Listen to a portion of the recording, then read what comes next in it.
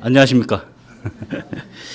앞서 그 세 분이 필리핀 갔다 오신 그 얘기를 해주셨는데 그런 것 같습니다. 저희 교회에서 정말 우리들이 할 수 있는 일들이 무언가를 찾아서 이렇게 할 수 있다라는 것, 또 배울 수 있다라는 것, 이거 굉장히 좋은 것 같습니다. 작년에 목사님이 소개를 했지만은 우리 몇 사람이서 계속 이 영적 발견에 대한, 우리 이미 그 책을 다 가지고 계실 텐데요. 거기에 대한 그 공부를 하고 나누는 이런 시간들을 일주일에 이제 거의 한 번씩 만나서 이렇게 나누었는데, 사실 뭐 저보다 더 잘 이렇게 적응하신 분들이 나와서 발표를 해야 되는데, 원래는 그 목사님이 아까 말씀하셨지만은 개근을 하신 분이 나와서 발표를 해야 되는 게 맞지 않습니까? 근데 중간에 빠졌다고 페널티 비슷하게 이렇게 하라고 그래가지고 저는 사실 조금 좀 어안이 벙벙했는데 어쨌든 순종하는 마음으로, 그렇다고 그래서 뭐 많이 빠진 건 아닙니다. 예, 발표하게 되었습니다. 이 영적 발견을 공부하면서 정말 저는 내가 내 마음을 아는 게 중요하구나, 이런 걸 다시 한번 느끼는 그런 시간이었던 것 같아요. 왜냐면은 우리 소크라테스가 유명한 말을 남겼잖아요. 너 자신을 알라고. 더욱이 제자인 우리들에게는 그 말이 더 마음에 와 닿았던 것 같습니다. 왜냐면은 우리의 마음이 그 자체가 영적인 실체이기 때문에 내 마음 속에 있는 내가 어떤 그 막연하게 생각했던 거, 아니면은 내가 잘 몰랐던 거, 이런 거를 끄집어내서 내가 뭔가 이렇게 다시 바뀌어간다라는 것에 대해서 아마도 사탄이 그걸 제일 싫어하지 않는 것일까. 왜? 그렇게 하는 것만이 우리가 영적인 눈이 띄어지는 지름길이기 때문에 그런 생각이 들더라고요. 그래서 저는 이 시간을 통해서 무엇을 느꼈냐면은, 내가 정말 하나님을 사랑하는 사람인가? 맞아. 난 하나님을 사랑하는 사람이지. 내가 또 그분의 사랑을 진심으로 받고 있구나.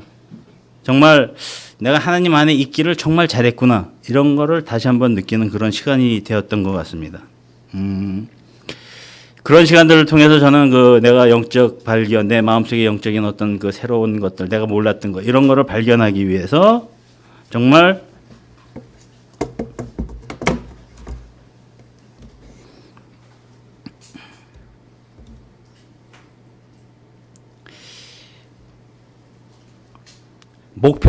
영적인 목표를 내가 잘 세우고 영적인 싸움을 위해서 내 마음의 준비가 굉장히 잘 해야 될 필요성이 있다. 이런 거를 다시 한번 그런 느끼는 시간이었던 것 같습니다. 고린도전서 9장 26절에 보면은 바울이 이렇게 얘기를 하죠. 목표 없이 달리지 않았다고, 자신은. 그리고 자신은 허공을 치는 권투 선수처럼 그렇게 싸우지 않았다고. 그것은 뭘 말하는 것이겠습니까? 본인 자신이 어떤 목표를 확실하게 세우고 정말 그것을 위해서 열심히 살았다는 걸 의미하겠죠. 또 디모데전서 6장 12절에 보면 또 바울이 이렇게 얘기합니다. 믿음의 선한 싸움을 싸우고 영원한 생명을 굳게 잡으라고. 그것을 위해서 우리가 부르심을 받았다고 이렇게 얘기를 합니다. 그렇기 때문에 더더욱이 우리가 정말 영적인 어떤 나의 실체를, 나의 진실을 아는 것이 정말 중요하구나, 이런 걸 알게 되었습니다. 저는 그런 시간을 통해서 정말 내가 어떤 사람이었지? 나는 사람들 앞에 섰을 때 내가 사람들이 볼 때는 어떤 사람이었지? 이런 거를 다시 한번 이렇게 쭉 생각을 해봤어요. 그런데 사실 내 마음속에도 그동안에 내가 드러내기 싫고 또 뭔가 이렇게 좀 감추고 싶었던 어떤 이러한 모습들이 상당히 여러 부분들이 많이 남아있는 것을 알게 되었습니다. 내가 뭔가 이렇게 그늘 속에 가다두고 어둠 속에서 남들에게 그 보이기 싫은 그런 나의 또 다른 모습이 있었다라는 얘기죠. 사람은 누구나가 다 밝히기 싫은 과거가 있겠죠. 한두 가지씩은 아마 있을 것 같습니다. 꺼내기 싫은 그러한 과거, 꺼내기 싫은 자기의 속마음이지만은 그것 때문에 사실은 우리에게 그것이 문제가 돼서 트라우마가 생기게 되고 또 죄의 불씨가 되는 것이다 라는 결론을 저는 얻었어요. 그래서 제가 여러분들에게 질문을 한번 해보겠습니다. 제가 어떤 사람일 것 같습니까? 이렇게 보면은 굉장히 뭐 요즘 교회에서는 제가 부드러운 사람으로 뭐 이렇게들 그 말씀들을 많이 하시는 것 같은데 저는 그런 것들에 대해서 그렇게 별로 신경을 안 쓰고 사실은 살았는데 요즘에 이 영적 발견을 공부하고 나서 제가 깜짝 놀란 사실이 있어요. 요즘 시간이 좀 있다 보니까 집에 이렇게 있지 않습니까? 그러면 아내가 뭐 이것저것 많이 시킵니다. 특별히 어떤 거를 시키냐면은 본인이 하기 싫은 거 있죠. 뭐 녹두 껍질 까기 아니면 밤 껍질 벗기기 뭐 이런 거. 그 시간 오래 걸리잖아요. 이런 거 깔려면은 녹두 껍질 벗기는 거 평균 2시간. 밤 껍질 하려면은 평균 1시간. 이렇게 2시간 걸립니다. 그런데 제가 얼마 전에 밤 껍질 벗기라 그래서 또 열심히 그걸 까고 있다가 가만히 생각을 해봤어요. 내가 이거 왜 밤 껍질을 벗기고 있는데 신경질이 왜 안 나지? 이러더라고요. 옛날에는 그런 거 시키면은 조금 까다가 막 제대로 안 되면은 막 화가 나가지고 막 집어 던지고 그랬거든요. 안 한다고. 그런데 그 껍질을 여전히 열심히 벗기고 있는 나의 모습을 보면서 제가 그래 변하긴 변했네. 이런 생각이 들더라고요. 그래서 갑자기 신경질이 안 나는 나의 모습을 보면서 역시 내가 좀 제자가 된 게 너무나 다행스럽구나. 그런 걸 더 느꼈습니다. 제자가 된 게 정말 다행인 사람 중에 하나입니다. 저는.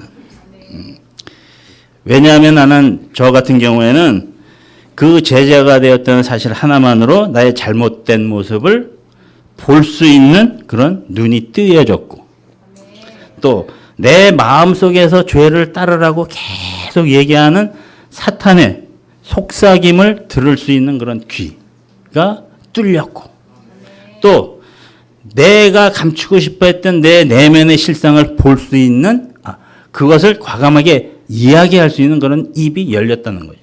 제자가 안 됐으면 아마 다 감추고 그렇게 살았을 겁니다. 또 한 가지 정말 중요한 거는 뭐냐면은 제가 마음속에 담아두고 있었던 제가 안고 가야만 했던 그런 고통이 있었을 것 아니겠습니까? 이러한 고통스러운 부분들을 정말 하나님 앞에 가지고 나갈 수 있었다라는 얘기죠. 해결해 달라고. 하나님, 제가 이런 어려운 문제들이 있고 제 마음에 이런 마음이 드는데 정말 이것을 하나님께서 저에게 이걸 해결해 주세요 하는 그런 시간을 갖고 갈 수 있는 그런 사람이 되었다라는 거죠. 저는 사실 옛날에 뭐라고 얘기했냐면은 아신교 신자라고 그랬습니다. 아신교가 뭔지 아십니까? 너 자신을 믿어라. 이게 아신교입니다. 네. 그래서 뭐 교회 가자 그러면 난 아신교 신자야 안 가. 이렇게 얘기하면서 살았던 사람인데 그런 제가 하나님 앞에 어떤 문제를 들고 간다는 것은 굉장히 큰 변화가 일어났다는 얘기. 소도 언덕이 있어야 비비는 거 아니겠습니까? 그렇죠? 예.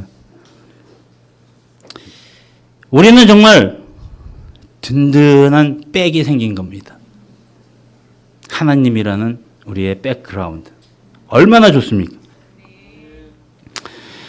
말씀 한 절 제가 읽어드릴게요. 히브리서 4장 6절인데 우리를 불쌍히 여기심을 받고 때를 따라 도우시는 은혜를 받기 위해 담대하게 하나님의 보좌로 나갑시다. 이렇게 얘기했죠. 우리는 보좌로 나가는 그런 사람이잖아요. 참 좋으신 하나님이에요. 저의 금년의 기도 제목 1번이 뭐냐면은 하나님을 아는 것을 자랑하는 사람이 되자 이거거든요. 왜 이거를 했냐면 예레미야서를 쭉 큐티를 하다 보니까 이런 말씀이 있더라고요. 하나님을 아는 거를 자랑하라고. 왜? 하나님은 그런 걸 기뻐하신다고요. 제가 하나님이 기뻐하는 사람이 되기 위해서 그러면 나는 어떤 사람이 되어야 될까 생각을 하다 보니까 하나님을 아는 것을 자랑하는 사람이 되어야 되겠구나 그래서 그 기도 제목을 그렇게 정했어요.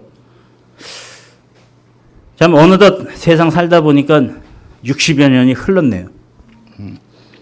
이런저런 많은 일들을 사실은 겪었습니다. 아마 여러분들도 뭐 마찬가지겠지만은 주님은 우리에게 이렇게 말씀하시죠. 수고하고 무거운 짐진 사람은 다 나에게 오라고. 내가 너희를 쉬게 하겠다고. 이렇게 얘기를 하십니다. 정말 저는 이 말씀을 굉장히 좋아하는데 그런 것 같습니다. 우리를 쉬게 하시는 주님. 주님께 우린 나가야 되겠죠. 왜냐? 시편에 읽어보면 이런 얘기죠. 우리에게 진정한 도움은 어디에서 오긴? 천지를 만드신 하나님에서만이 올 수 있다. 이렇게 얘기를 합니다. 이상으로 마치겠습니다.